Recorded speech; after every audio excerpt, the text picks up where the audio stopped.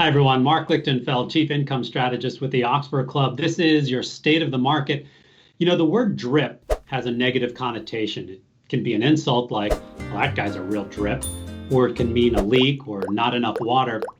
But when it comes to creating wealth, a drip, which is a dividend reinvestment plan, can be the best thing that ever happened to an investor. When an investor enrolls in a drip, the dividends are automatically reinvested in the stock at the time they're paid. So if you own 100 shares of company X and it's currently trading at $40 per share and you receive $100 in dividends or $1 per share, the $100 automatically buys 2.5 shares of stock, increasing your total count to 102.5 shares.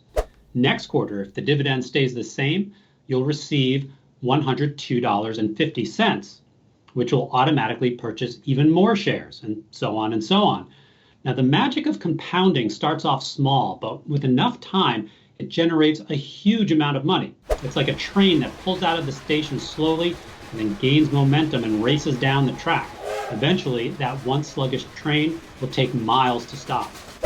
In my book, Get Rich with Dividends, I use a table to show, quarter by quarter, exactly how much wealth is created over time. I've reproduced a portion of it for you here. We're assuming the investor bought 1,000 shares of a $10 stock that pays a dividend of 10 cents per share per quarter, which equals a yield of 4%. In this example, the stock price never changes. Now you can see after 3 years, the investor's original $10,000 has turned into $11,271. But look what happens if they stay invested for 10 years. After 10 years, just buying the stock once and letting the dividends compound, the investor has generated a return of 83.8%. Now, think about that for a minute. The investor received a return of more than 83% on a stock with a price that stayed flat. The stock price never moved. Now, let's say after 10 years, an investor retires and decides to stop reinvesting the dividend. Instead, they take it as a cash payout. What started out as $100 per quarter is now $433.44 per quarter, or $1,733 per year. In other words, the investor greatly increased the income by reinvesting the dividend for 10 years and then taking the payout. Now, keep in mind, we haven't even talked about selling the stock yet. We simply stop the drip and are taking dividends as a cash payout. Of course, there are several variables that will change throughout the years. The stock price will not stay the same, and the investor will reinvest dividends at different prices. Now, it's interesting to note, though, that a bear market is actually a drip investor's best friend. Why? Because we can reinvest the dividends at lower prices. If the stock price is lower and the investor isn't selling, who cares where the stock price is?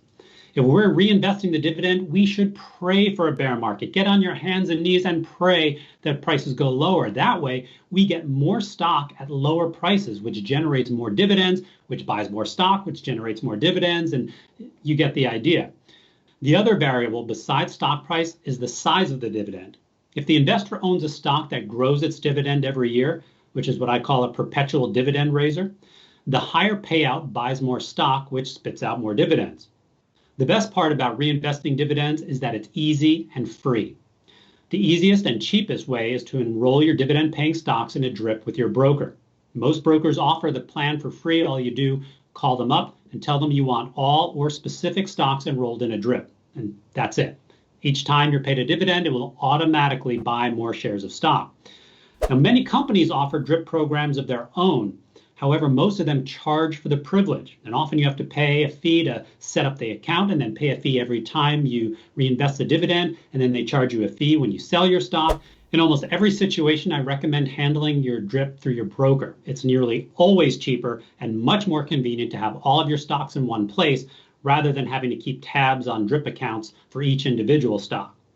Now, reinvesting dividends is the easiest way to grow your wealth over the long term. It's a conservative strategy, especially when the investor owns stable companies that grow their dividends every year. And best of all, it's a strategy that has withstood the test of time. It has proven over and over again that the longer you stick with it, the more you make. And after a few years, that small drip becomes a cascading waterfall of cash. Well, that's it for State of the Market this week. By the way, last week I revealed 3 stocks that are facing huge catalysts that could result in enormous gains. It's something you don't want to miss. I encourage you to click the link in the description to find out more. All right, I'm Mark Lichtenfeld. I will see you next week. Thanks for watching.